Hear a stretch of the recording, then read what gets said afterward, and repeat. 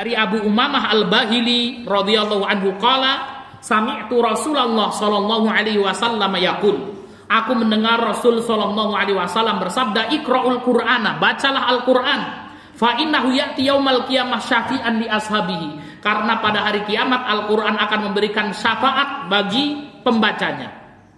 Iqra'u Zahrawain, bacalah Az-Zahrawain, Al-Baqarah wa surat Ali Imran, yaitu surat Al-Baqarah dan surat Ali Imran. Fa innahuma ta'tiyani yaumal qiyamah, karena surat Al-Baqarah dan Ali Imran itu akan datang pada hari kiamat. Ka'annahuma ghamamatan, seperti dua awan mendung. Au ka'annahuma ghayayatan, au ka'annahuma firqani min tayrin sawafin tuhajjani an ashabihima, atau keduanya pada hari kiamat akan datang seperti dua sayap burung. Dan ini terjadi, ustadz dan ustadzah yang dimuliakan Allah Subhanahu wa taala, terjadi di padang mahsyar kejadiannya. Jadi di padang mahsyar seseorang itu akan dikumpulkan dalam kondisi telanjang bulat tanpa alas kaki, kemudian matahari didekatkan qadromil, 1 mil.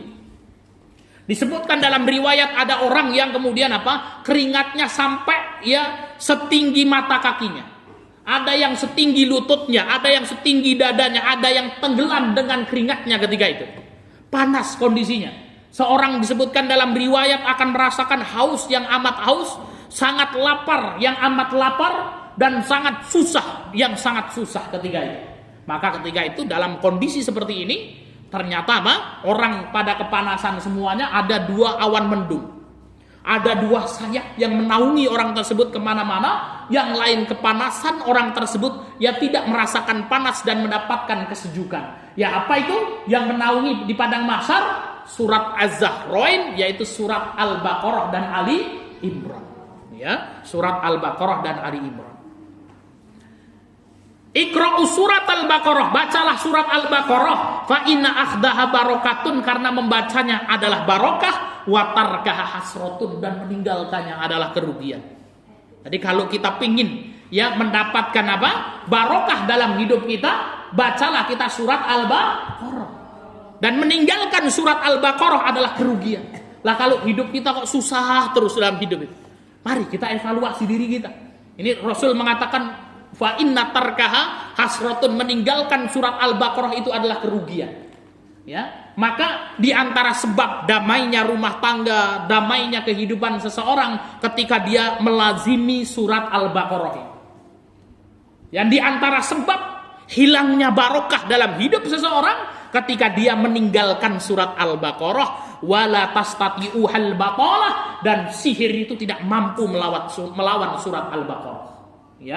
Qala Muawiyah balaghani annal baqalata as-saharah, dan Muawiyah mengatakan bahwasanya batalah adalah sihir, itu tidak mampu untuk melawan dahsyatnya surat Al-Baqarah. Ustaz dan ustazah yang dimuliakan Allah Subhanahu wa taala, ini hadisnya sahih Faedah yang pertama, hadis ini menjelaskan bahwasanya Al-Qur'an akan memberi syafaat pertolongan kepada pembacanya pada hari kiamat. Maksud Az-Zahrain adalah surat Al-Baqarah dan surat Ali Imran. Imam An-Nawawi mengatakan disebut Az-Zahrain ini karena besarnya hidayah dan cahaya kedua surat tersebut pada hari kiamat. Keutamaan surat Al-Baqarah dan Ali Imran adalah keduanya akan datang pada hari kiamat bagaikan dua awan, atau bagikan dua naungan, atau bagikan dua sayap burung yang menaungi pembacanya. Membaca surat Al-Baqarah dapat mendatangkan keberkahan, sedangkan meninggalkannya dapat menyebabkan kerugian.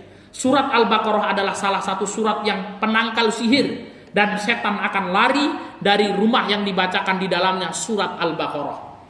Nabi SAW bersabda, la taj'alu buyutakum maqabira. Kata Nabi, jangan jadikan rumah-rumah kalian seperti kuburan.